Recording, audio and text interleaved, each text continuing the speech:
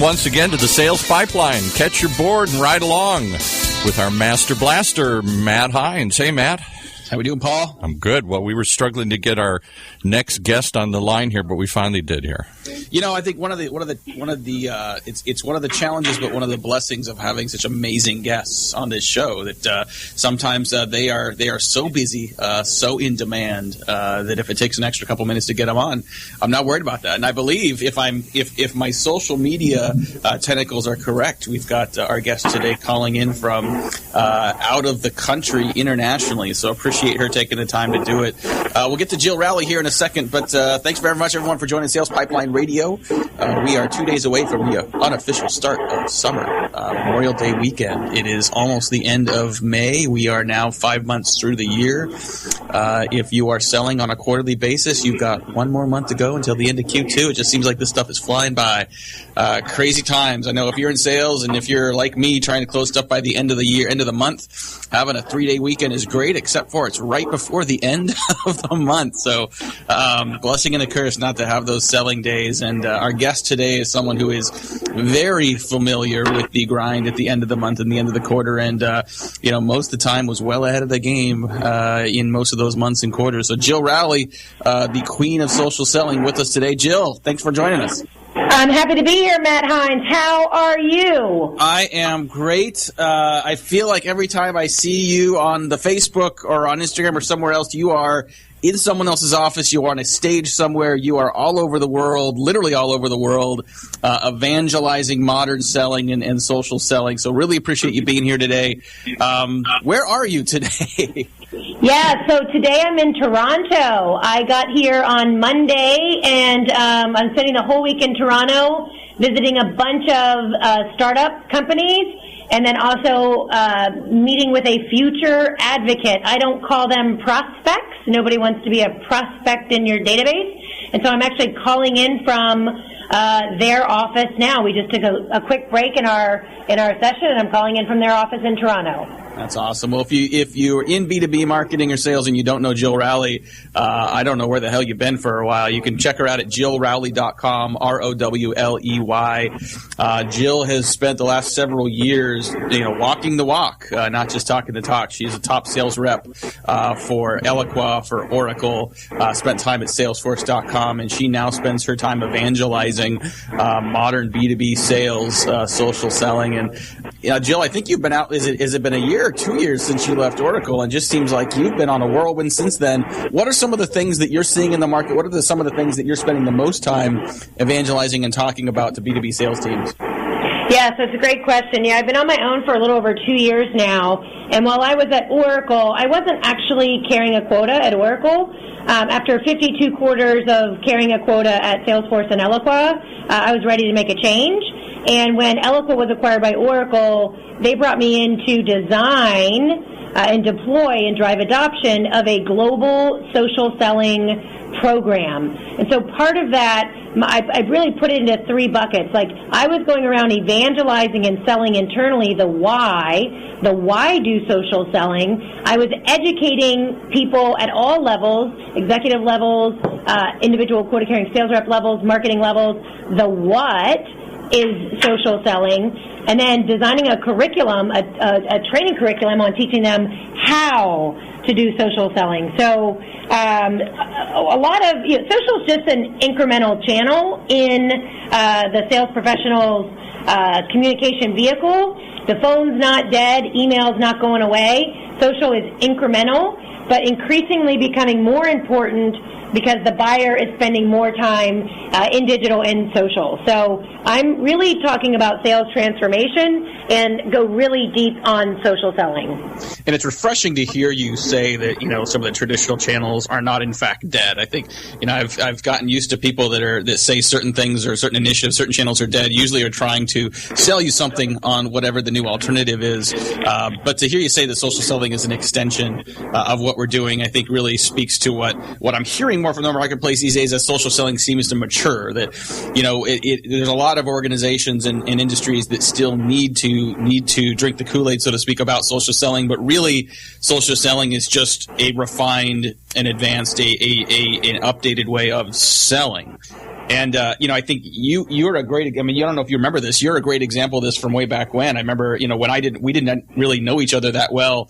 I invited you to just do an interview for our blog, at HeinzMarketing.com. And, I'd see you at conferences, would see you connecting with people, just providing a ton of value. And I, for a long time, did not know you were in sales. I assumed you were an evangelist for Eloqua. I assumed that you were somewhere in marketing, and we're just, your job was to connect with people. And I think when I combined the fact that you were in sales and also one of the top sales reps, that was one of the first things for me that really reinforced just how powerful social selling can be as a differentiator for salespeople. Yeah, exactly. And what I noticed, and I think I had the advantage of, I was a sales professional, quota-carrying sales professional, but my buyer was marketing. So for over a decade, the people who bought from me were largely in the marketing department. And so one of the things, I've got some guiding hashtags, and the first one is know thy buyer. Right? So to be an effective sales professional, you need to understand the world in which your buyer lives. You need to understand the industry that they work in, the demographic that they work in. You need to know thy buyer. And so, what I saw selling into marketing, I saw this changing buyer and how the buyer was transforming, how the buyer was moving more of their research to the web. They were leveraging content to self-educate. And so I saw this happening in marketing, and it just naturally translated to how I needed to sell as well. And knowing that, really buyers are allergic to salespeople, not really to salespeople, but they're allergic to being sold. Nobody wants to be sold. I've just always had this, my job isn't to sell you. My job is to help you. Ultimately, I hope that in helping you, I'm going to help you buy my product or service as well. But largely, my job is to build relationships that, really have credibility and trust and last a long time. And I don't think of it as selling, Matt. And I'm not weak. I've been a quota crusher. I crushed my quota. It's not that I, am all hokey and do yoga every day and meditate, and nothing's wrong with those things either, but that's just the mindset. So I think it's not just a new skill and a new tool, it's really a mindset of the modern seller. She has to be one who's willing to help. Yeah, I think you're absolutely right. And I think, there are, anytime there's a new concept, anytime there's something new that is disruptive to the way people are traditionally used to doing things, I think sometimes people's first reaction is to disparage that and disparage the people doing it. And it's easier to do that sometimes when you've got someone that is talking and hasn't necessarily done it. And I think, I think where you get a lot of credibility for yourself kind of uniquely is the fact that you have done it. You are doing this work and exceeding quota on a consistent basis. And this, what you preach now and what you evangelize to companies all over the world is this format that isn't just theoretical. It's not just a PowerPoint deck. It works in the field. Real quick before we take a quick break, Jill, what are some of the things that you're promoting now? What are some of the places people should look if they want to learn more about social selling specifically from you? Yeah, so I don't really. My primary place where I publish content is LinkedIn. So I'm publishing original content via LinkedIn. So you can go to my profile and then look at what I've published. I share other people's content. As you know, Matt, I'm really a big fan of leveraging other people's content from the industry because I can't produce enough original content, and I like to pull the best from what others are doing. So when you follow me on LinkedIn or on Twitter, you won't just see Joe Rowley original stuff. You'll see the best of the best curated content. In fact, I'm so tight now with some of the analysts who are covering social selling. Forrester released their new report on social selling yesterday, and I had received an advanced copy of it before it was even published. So, I'm able to really stay very tightly in tune with what's happening and how the space is maturing. So certainly from me, but there's analysts that are covering it. Forrester's doing a phenomenal job.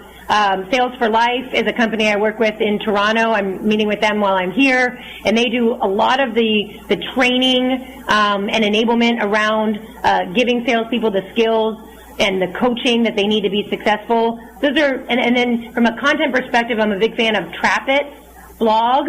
Trapit, they've got some phenomenal content on social selling. Those are just a few of my favorite resources lately. Awesome. We've got Jill Rowley with us today on Sales Pipeline Radio, modern marketing expert, social selling evangelist, startup advisor. She's all over the place. Great person to listen to. You can find her at jillrowley.com. Look her up on LinkedIn. She's got some great resources, some great blog posts. We got spend a little more time with Jill Rowley when we come back from break. This has been Sales Pipeline Radio. Whether you're producing a seminar series, users conference, lunch and learn, or exhibiting at a trade show, Validar has a solution. From capturing leads at trade shows to managing on-site registration, tracking session attendance, gathering information, and providing sponsors lead retrieval, we have a full suite of solutions for you. Since 2005, Validar has been turning corporate events and trade shows into better business. Call 888-784-2929 or visit us at validar.com. You are under the gun to generate revenue. You need your pipeline full with real deals to make your number. The Vanilla Group is the only firm that delivers tele-based lead generation programs exclusively for enterprise technology providers that get you there. The Vanilla Group achieves results 5 times higher than industry standards for outbound lead generation year after year. By utilizing their unique telesales 2.0 methodology, they make sure you're in front of the key influencers you need to be. They are an award-winning company and results are unsurpassed. The Vanilla Group supports tech firms from Fortune 500 companies to startups. To learn more, visit vanillagroup.com, spelled V-A-N-E-L-L-A group.com, or call 888-335-0340. That's 888-335-0340. Follow us on Twitter at Vanilla Group. And now back to Matt and his guest. Thanks very much, Paul. If you're just catching up on Sales Pipeline Radio, I know we end up getting more guests every week, more people checking out the podcast, people checking out the past episodes. You can check us out at salespipelineradio.com. All of our past episodes, all of our past amazing guests up on Sales Pipeline Radio. We've got our interview with Jay Baer, author of Hug Your Haters. Last week we had a great conversation with Dave Stein, the author of Beyond the Sales Process. I'm very excited just getting some amazing people on the show.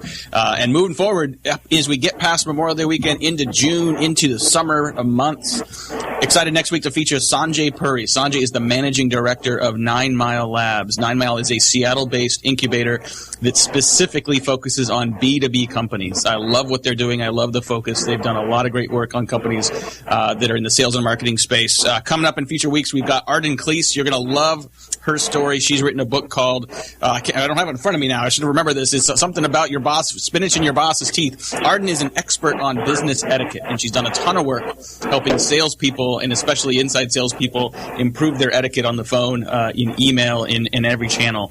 And many of those channels for inside sales teams increasingly are social. And today we're featuring Jill Rowley, the queen of social selling, and one of the more prominent and, in my opinion, one of the more accurate social selling evangelists and experts in the market today. And, Jill, we were talking before the break about just the integration of social selling with selling overall, and that the most successful reps are not living all day long in social channels. They're using it as a component of their overall mix. What does that really mean for traditional channels like the phone and even email, and how is that changing as the buyer changes? Yeah, good question. So here, I say this quite often. A lot of sales leaders have built their sales plays around call, email, call, email, call, email, call, email, call, email, call, email.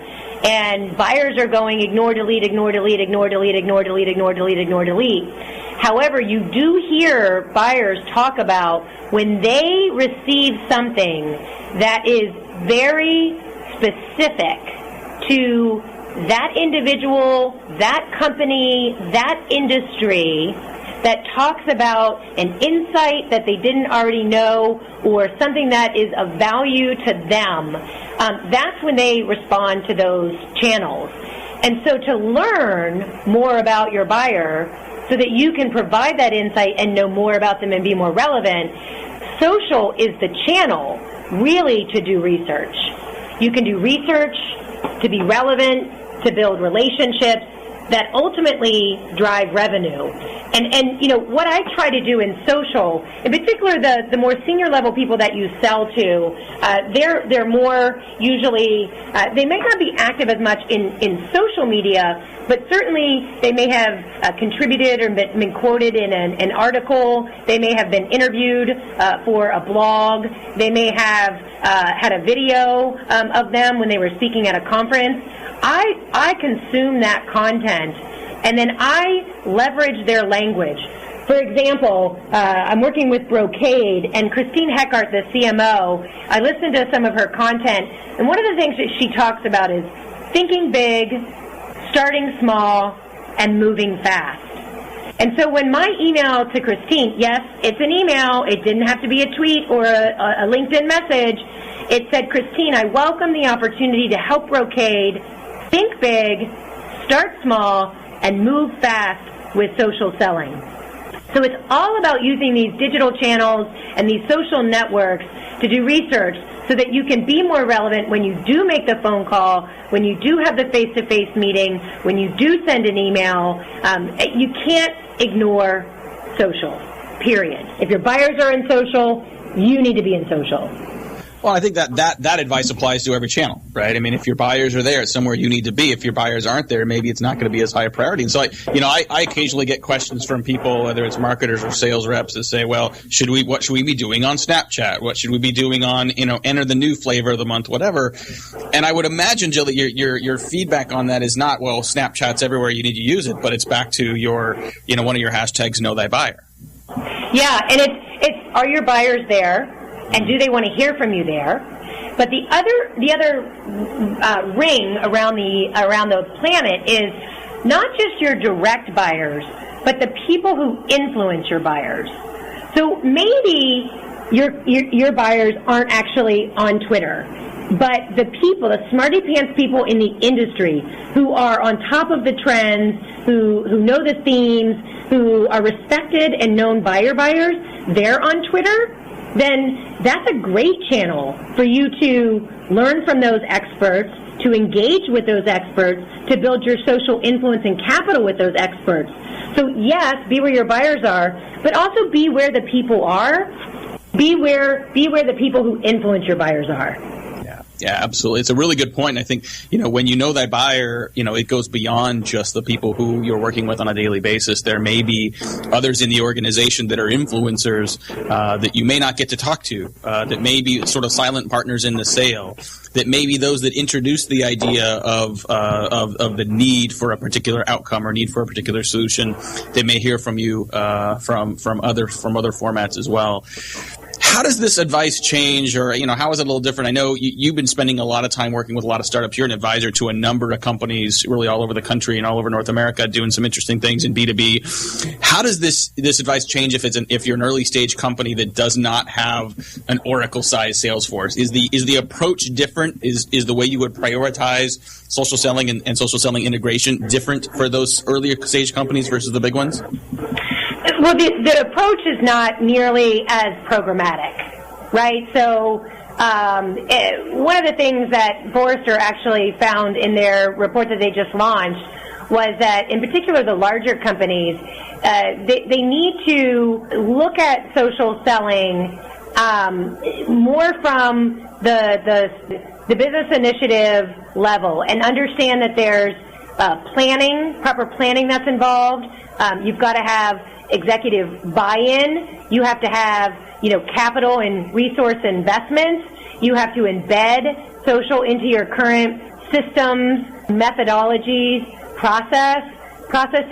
You have to get a tight alignment between marketing and sales, and often this is best owned by a sales enablement and training team to really drive that behavioral transformation and to really align it to what the organization's already doing. I mean, an example in a large company would be if you use the challenger sale methodology and you've invested in the TAS group in terms of their account-based selling approach and opportunity management, then social needs to be weaved into the challenger and TAS things that the reps are already doing. So for smaller companies, it's just a lot easier, right? You don't have all that complexity, all of that, cross-functional alignment. You don't have, to get executive buy-in, you just go to you look over to your right or your left, and the CEO is sitting right there. So I think it's easier for smaller companies to move fast. It's a lot harder for larger companies to do the upfront strategic planning to really look at it from a programmatic approach. We're talking today on Sales Pipeline Radio with Jill Rowley, who is an evangelist, startup advisor, is the queen of social selling, and getting some good insights into how companies are integrating social selling into their environments. And, I'm curious, as companies say, okay, we need to do it, we need to implement this, whether you've got a sales team of 10 people or 10,000 people, where does this start? Is this a sales initiative? Is this a marketing initiative? You mentioned working with some CMOs. Is this a sales enablement function? Where are the best ways and what are the best entry points to coordinate and launch and ramp up a social selling initiative in an organization? Yeah, so it's a good question, and I'll do my consulting answer because I spent 6 years in consulting before my 52 quarters on quota. It really depends. I mean, going back to know thy buyer, know thy customer, know how your organization is aligned. With the example that I was talking about with Brocade, here's how it worked. Right, they have a head of sales who owns their federal division. When he joined Brocade 5 years ago, he knew LinkedIn was a channel that needed to be leveraged, and so he on his own has taken his federal team through a journey of becoming social selling enabled on his own, without any resources really from the training or enablement team. He does have a marketer who on his team has been aligned to him. But now when you look at, rolling out social selling more broadly to the global sales organization, that conversation, that's when I had to ask your top sales leader, the one who actually has to report to your CEO and the board the numbers. Is that person bought in? And if not, we need to get buy-in from that executive, right? You've already proven in your division that this works, that this has a direct impact on pipeline and revenue. And so we need to be able to roll this out more broadly and change the behavior of, 1,400 sales professionals, not just, 100 and some in the federal group. We need that executive buy-in. And the reason why I went and met with the CMO is because I needed to understand marketing's commitment to providing the content, Brocade branded content, but also third-party thought leadership content, non-Brocade branded content, providing that content for the fuel for the sales professional social selling initiative. So it requires that alignment and that buy-in. You've got to have executive sponsorship. From an enablement and training, it's good to have them involved because they're the ones who have usually rolled out prior programs. But the reality is that only 25% of companies even have people dedicated to sales enablement. We're running out of time here. Unfortunately, I want to thank Jill Rowley, our guest today on Sales Pipeline Radio, startup advisor, social selling evangelist, University of Virginia alumni. Wow. There you go. Calling in from the Great White North, Toronto, Ontario, Canada. Jill, thanks so much for being with us today. If you want to hear more from Jill, you can check her out at jillrowley.com. As she mentioned, she does a lot of great content on LinkedIn, so definitely check her out on LinkedIn as well. If you want to connect with her, you'd better send a personalized invite or she will ignore it, I guarantee you. Thanks very much, Jill, for being with us today. We're going to have some great guests coming up on Sales Pipeline Radio as we head into the summer. Next week, Sanjay Puri, the managing director of the B2B only incubator, 9 Mile Labs. If you want to check out a replay of Jill's conversation with Sales Pipeline Radio today, you can go to salespipelineradio.com. You can find us on the iTunes store in the podcast section. You can find us on Google Play as well. Check out some of our awesome past episodes. We'll see you next week. Sales Pipeline Radio. You've been surfing the web, riding the wave, and learning all about sales pipelines with the master himself, Matt Hines from Hines Marketing.